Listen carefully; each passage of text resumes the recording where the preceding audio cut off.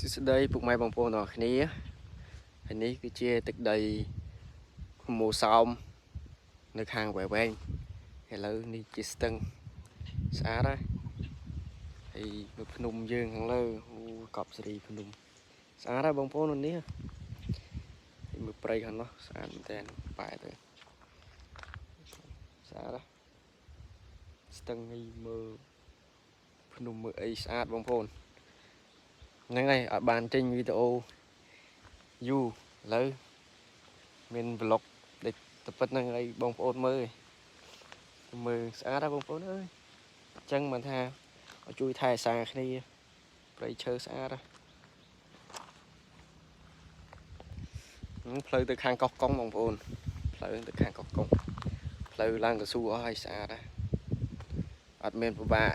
ដូចពីមុននេះឥឡូវអារម្មណ៍ស្រស់ស្រាយបងប្អូនខ្យល់ត្រជាក់ហើយធ្លាក់ខ្យល់មកគឺត្រជាក់ឡើយស្រួលអារម្មណ៍ស្រស់ស្រាយណាគេ